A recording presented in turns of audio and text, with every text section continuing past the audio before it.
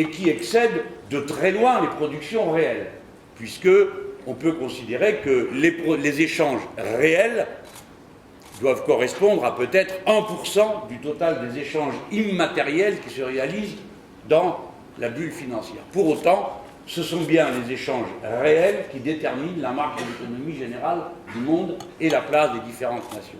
Tant et si bien que, qu'ils le veuillent ou non, à un moment ou à un autre, les premiers fabricants et premiers vendeurs se trouvent confrontés à la nécessité d'échanger dans une monnaie qui soit acceptée par tous et qui corresponde à la richesse réelle de la nation considérée. Pour l'instant, ce n'est pas le cas pour l'économie chinoise, mais ce sera très rapidement le cas, raison pour laquelle, en bons matérialistes qu'ils sont, les Chinois ont d'ores et déjà proposé que soit émise une monnaie de référence commune mondiale, sachant que le dollar ne pourra plus l'être à partir du moment où il ne représenterait que la seule économie des États-Unis d'Amérique. C'est pourquoi quelqu'un a fait remarquer très justement qu'il faut choisir. C'est soit le TTIP, soit l'Europe politique au sens où certains la rêvaient. C'est ou l'un ou l'autre. Car dès lors qu'on aura basculé dans le TTIP, on aura basculé dans un ordre juridique et dans un ordre commercial et dans un ordre monétaire dans lesquels l'actuelle Union européenne et les peuples qui les constituent n'auront aucune espèce de voix au chapitre, ni même leurs intérêts singuliers, sauf naturellement si on considère que les intérêts singuliers de cette zone du monde se confondent avec celles des quelques multinationales qui sont en effet, comme l'a dit Paul, à égalité de responsabilité avec celles des États-Unis d'Amérique pour la constitution de ce TTIP. Cela va de soi.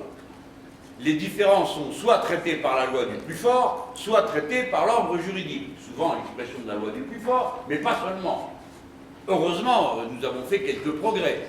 Normalement, dans l'ordre juridique international, on devrait trouver d'abord comme premier émetteur l'Organisation des Nations Unies, même si nous savons que les G8, les G20 et G tout ce qu'on voudra tendent à substituer un autre ordre, qui normalement est un ordre illégal.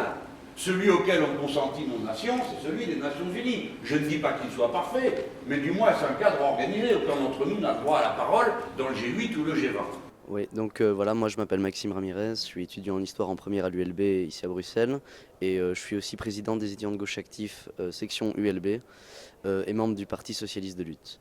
Et donc voilà, nous on analyse la situation comme ça aujourd'hui. C'est que depuis la crise de 2008 des subprimes, on vit au fait une crise qui est systémique du capitalisme. Cette crise se retrouve dans la nature même et l'essence même du capitalisme, donc elle n'est pas anodine. Il n'y a que les experts néolibéraux, les économistes qui sont défenseurs de systèmes qui ne voulaient pas voir la crise arriver, quand le crash a commencé, ils pensaient que la relance, que l'élite capitaliste avait la situation bien en main. Nous, on pense que très vite, ils ont été face à la réalité. La réalité, c'est quoi? C'est un énorme désastre écologique, social, politique, économique. Un chômage de masse des jeunes, une pollution incroyable partout sur la planète.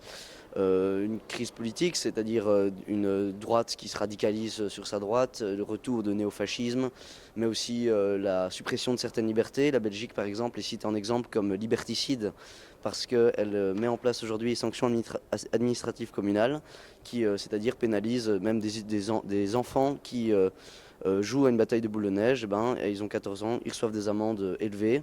La Belgique ne fait rien en matière de politique policière, c'est-à-dire qu'elle laisse les policiers responsables d'abus, de violence, elle les laisse continuer à travailler dans les quartiers populaires, à continuer à harceler, alors que ces policiers-là sont des délinquants. Je pense aussi en Grèce, il n'y a pas que des bavures de la police, il y a aussi des crimes racistes d'organisation. On voit Aube dorée et le développement aussi du Jobbik en Hongrie. Aujourd'hui, on est face à une offensive et le lien que je fais aujourd'hui avec le marché transatlantique, c'est que tout ça, ça coïncide avec une offensive de la classe dominante. La crise 2008, certains gros poissons de la finance ont perdu de l'argent, il faut le récupérer, il faut maintenir le taux de profit aussi qui est menacé. Et donc c'est une offensive avec le TSCG, avec le grand marché transatlantique, avec ACTA, avec toutes les lois sécuritaires, les lois austéritaires, les lois néolibérales qui sont en train de passer en Europe, par la volonté des partis nationaux. Enfin, je pense qu'il y a une responsabilité nationale. Le MEDEF, le patronat français, est responsable avec le patronat européen, avec le patronat allemand, le patronat belge, des offensives contre les conditions des travailleurs les conditions de travail des travailleurs grecs, mais aussi de l'Europe du Nord. Moi, je pense qu'il faut couper toutes les sanctions, toutes les négociations, ça ce serait une véritable sanction en fait. Il faut arrêter de jouer les hypocrites en disant ah c'est pas très bien ce qu'ont fait les États-Unis. C'est un crime ce qu'ont fait les États-Unis, ils s'en prennent à la vie privée des gens, ils défendent leurs intérêts géostratégiques en se faisant passer pour les champions de la liberté. Je pense qu'il faut arrêter ça, il faut couper toute négociation avec les États-Unis maintenant, il faut dire stop, et maintenant il faut assumer. L'Europe c'est le continent qui a des origines du mouvement socialiste, du mouvement ouvrier, du mouvement organisé. C'est pas, les États-Unis aussi ont des puissants syndicats, mais tous ces syndicats ont été affaiblis aux États-Unis. En Belgique et en Europe, ils sont en train d'être attaqués. On doit dire stop à ce néolibéralisme. Enfin, que ce soit Barack Obama ou George Bush, c'est un même visage, celui de l'impérialisme. Aujourd'hui, bah oui, évidemment, l'Europe a sur pas mal de dossiers tendance à vraiment jouer le caniche des États-Unis, mais l'Europe protège aussi bien ses intérêts de multinationales européennes qui ont tout intérêt à collaborer avec les oligarques ukrainiens. On n'hésite pas à collaborer de façon avec la Russie sur des tas d'autres dossiers. Je veux dire, les multinationales russes et françaises par exemple sont très liées. Les multinationales allemandes aussi avec les Russes sont très liées. Donc c'est hypocrite tout ça. L'Europe aujourd'hui elle dialogue entre elles mais entre chefs d'État européens et entre lobbies de grande industrie. On a un site web, oui évidemment, c'est socialisme.be.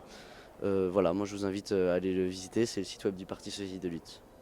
Bonjour mesdames et messieurs, donc on va accueillir aujourd'hui maintenant sur l'heure monsieur Jean-Luc Mélenchon. Donc Jean-Luc Mélenchon qui va donc nous parler du traité transatlantique entre l'Union européenne et les États-Unis. Très bons arguments. Donne un petit bonbon à nos camarades. C'est les bonbons du mineur, on vient de m'offrir ça. Et, non, j'ai reçu, je pense que ça m'a donné quelques arguments. C'est bien dit, c'est très bien dit. Donc, Si, j'ai eu le temps, j'ai eu le temps d'y réfléchir. non, c'est sûr que c'est un métier, mais il y a de l'argument. Bah, c'est-à-dire ce qui a vraiment fini de me convaincre, c'est l'affaire Chevron.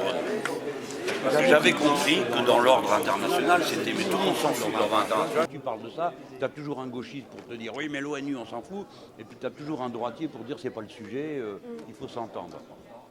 Moi je crois à ça, alors, juridique. Il est imparfait, il est ce qu'on veut, mais enfin bon. On a un peu que ça. L'affaire Chevron, c'était un cas concret qui permet de voir comment un pays peut être brisé par une affaire. Imagine-toi. En plus, les malheureux équatoriens ne demandaient rien.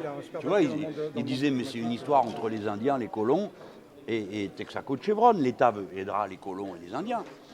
Et le pire, c'est que Chevron, qui est évidemment le bras long, a obtenu d'un tribunal aux États-Unis que les Indiens et les colons soient déclarés association de malfaiteurs. Tu vois, qui essayaient d'extorquer de l'argent à Chevron. C'est incroyable. Allez, allons-y. Bonjour M. Jean-Luc Mélenchon. Donc demain, l'Union européenne reçoit M. Barack Obama, président des États-Unis, et les négociations vont durer 1h15 pour traiter donc tout le traité transatlantique. Voilà, j'aimerais avoir donc un commentaire sur cette... Ça sera un épisode de cette négociation, ça ne sera certainement pas l'étape finale, mais vous savez que la négociation est en réalité quasi secrète depuis 1996. Ça a commencé tout doucement. Quand j'ai fait la première dénonciation en 2009, la plupart des gens ne me croyaient pas. Ils pensaient que c'était un accord... en quelque sorte résiduel, vous voyez, de coopération sympathique, ne se rendaient pas compte de quoi il était question. Et pendant des mois et des mois, on a vraiment parlé dans le vide, à une petite poignée, jusqu'à ce que le président des États-Unis, en janvier dernier, dise « Eh bien maintenant, il faut passer à un grand marché transatlantique », comme si c'était une découverte. En réalité, ça voulait dire qu'ils estimaient qu'ils avaient assez accumulé de force pour pouvoir le porter sur la place publique. Et là, on a vu une comédie se mettre en place. Aussitôt, M. Barroso et M. Van Rompuy ont couru à Washington, mais je ne sais pas, en l'espace de 15 jours, le sourire d'une oreille à l'autre en disant « Ah, quelle idée formidable, où est-ce qu'on signe ?» Bon. Et puis Mme Merkel a dit « C'est une très bonne idée » et après tout le reste de l'Europe s'est aligné. En créant des problèmes gigantesques parce que, au fond, la mise en place d'un grand marché avec des normes communes entre les États-Unis et l'Europe, négociées par des hommes d'affaires et quelques personnalités, fige le droit et les normes. C'est-à-dire à quoi bon après avoir un Parlement européen? À quoi bon se dire on va unifier politiquement l'Europe? Tout ça c'est fini, ça n'a plus de sens. Donc c'est quelque chose de gigantesque et qui commence par un coup terrible dans l'ordre juridique international, c'est que cet accord prévoit que les entreprises pourront se plaindre des États lorsqu'elles estiment qu'un investissement a été mis à mal par une loi nouvelle, devant un tribunal d'arbitrage qui est hors norme internationale. Mais quelle est la force juridique du tribunal d'arbitrage? C'est que si vous signez avant, que vous reconnaissez, que vous êtes d'accord pour qu'il y ait des tribunaux d'arbitrage, quand il y en a un qui se réunit, l'État doit s'incliner devant la décision. Alors, il y a des pays qui peuvent résister, mais on vous dira, mais vous ne pouvez pas résister tout seul. Et puis les tout petits pays, alors ils ne peuvent pas résister du tout, ceux qui ont de faibles budgets. Donc le tribunal d'arbitrage, autrefois, ça fonctionnait entre entreprises privées, mais pas face à un État. Dans un État, qu'est-ce qui s'applique comme droit? La loi. Et la loi, quelle est sa source? C'est le vote des peuples. Ça ne peut pas être autre chose. C'est la volonté générale. Enfin, depuis Jean-Jacques Rousseau, c'est l'idée qu'on s'en fait tous, de la démocratie. Tandis que là, le tribunal d'arbitrage, c'est quelques personnes qui se choisissent dans un sérail entre eux-mêmes, parce que chacune des parties contribue au choix des avocats et des juges. Et ça se substitue au droit national. Ce qui veut dire qu'en réalité, le droit national devient entièrement soumis à ce danger qui sera que chaque fois que vous votez une loi, vous dites « Ah là là, mon Dieu, si jamais le tribunal d'arbitrage nous donne tort, ça sera des millions à payer pour notre État. » Donc vous voyez que j'ai pris 2 exemples pour vous donner une idée de la violence du choc que représente ce qui est présenté d'une manière gentillette comme... un accord de coopération, on nous dit, voilà, les marchandises vont mieux circuler, donc ce sera parfait, il y aura de la croissance. Nous, en Europe, on est habitué à ça. Et pourtant, l'année dernière, il y a eu l'affaire de la NSA. Qu'est-ce qui fait encore Je comprends que de l'extérieur, on trouve ça stupéfiant, mais je peux vous dire que de l'intérieur aussi, on trouve ça stupéfiant. Comment une chose est possible et comment c'est possible une chose pareille? On nous dit à nous, les parlementaires européens, on ne peut pas vous donner lecture du mandat de négociation. Voilà, on ne peut pas. Pourquoi? Parce que comme c'est une négociation, ce que nous allons dire est secret. Ça se comprend. Donc nous, les parlementaires, nous n'avons pas le mandat de négociation. Les gouvernements l'ont, par la force des choses. La Commission l'a, puisque c'est elle qui négocie. Mais les Américains aussi, puisqu'ils espionnent tout le monde. Et qu'ils ont en particulier espionné nos sièges et les sièges de la Commission européenne. Par conséquent, tout le monde sait ce qu'il y a dans le mandat, sauf nous, les parlementaires. Ce qui est du jamais vu dans des démocraties. Vous allez avoir des pays qui vont se réveiller un matin en se demandant où ils vivent. La France, par exemple, a voté à l'Assemblée nationale qu'elle était contre le fait qu'il y ait des tribunaux d'arbitrage. Or, c'est prévu qu'il y en ait. Et le commissaire européen a commencé à discuter avec les pays pour dire, que faisons-nous avec ces tribunaux d'arbitrage? La ministre allemande a déjà répondu, elle a dit, nous ne voulons pas de tribunaux d'arbitrage. Mais alors, la Commission a dit, il faut savoir ce que vous voulez, c'est dans le mandat. Donc au passage, on a appris que la création de tels tribunaux était prévue dans le mandat de négociation. Excusez-moi, tout ça est un peu technique, mais vous savez, ces choses-là sont volontairement touffues, en sorte qu'on ait du mal à s'y retrouver. Et ce n'est pas par hasard. Est-ce que vous allez en faire un thème central de votre campagne? Oui, et même nous considérons que le vote aux élections européennes est une sorte de référendum pour ou contre le TTIP. Parce que c'est l'occasion ou jamais de faire connaître à tout le monde le contenu de cet accord, et puis que les gens mettront un bulletin de vote, et ils auront des députés qui voteront pour ou contre cet accord. Alors, Galad Wilgos, je suis étudiant en 3e année en sciences politiques à l'ULB. Je suis le vice-président du Cercle du Libre Examen, et je suis aussi un membre du Parti de gauche. Donc, je ne vais pas parler au nom du Cercle du Libre Examen, mais plutôt au nom du Parti de gauche, qui est vraiment là où je milite. Et pour moi, aujourd'hui, c'est une journée assez historique parce que c'est un moment où on voit vraiment une convergence de forces internationales pour critiquer un thème qui est généralement assez évincé des débats publics. C'est-à-dire que le traité transatlantique est quelque chose qui n'a quasi pas fait la une des médias, puisque c'est très obscur. Et d'ailleurs, comme beaucoup de dossiers en Europe, généralement, c'est fait en catimini, en loose day, les gens ne parlent pas vraiment de ça au peuple. Le peuple est mis dans l'ignorance. Alors après, on parle de communication, comment communiquer au peuple, etc., comment essayer de faire en sorte que l'Europe soit intéressante au peuple. Mais en définitive, tous les sujets qui sont vraiment importants et qui les concernent directement, eh bien, sont cachés.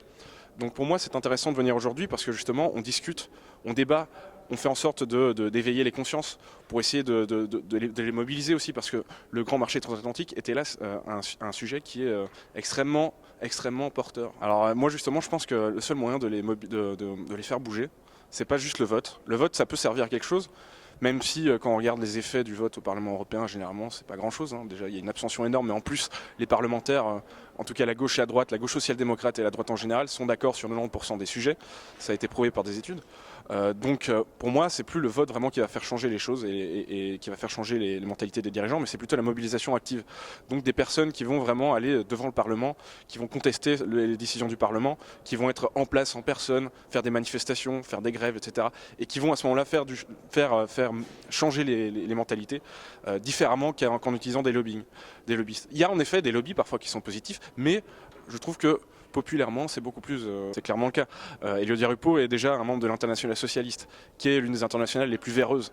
Eh bien, généralement, c'est des décisions néolibérales. Quand il ne s'agit pas d'ailleurs de dictature, hein, on se souvient bien de Ben Ali qui était dans l'Internationale socialiste. L'Internationale socialiste n'a rien de socialiste, n'a de socialiste que le nom, comme le Parti socialiste d'Elio Di Rupo d'ailleurs. Elio Di Rupo aujourd'hui fait de l'austérité, il ne combat pas les intérêts notionnels, il ne combat pas les décisions de la Commission européenne, il va être pour le grand marché transatlantique comme la plupart des membres de tous les partis socialistes de l'Europe. Et donc pour moi c'est clairement maintenant l'ennemi à combattre.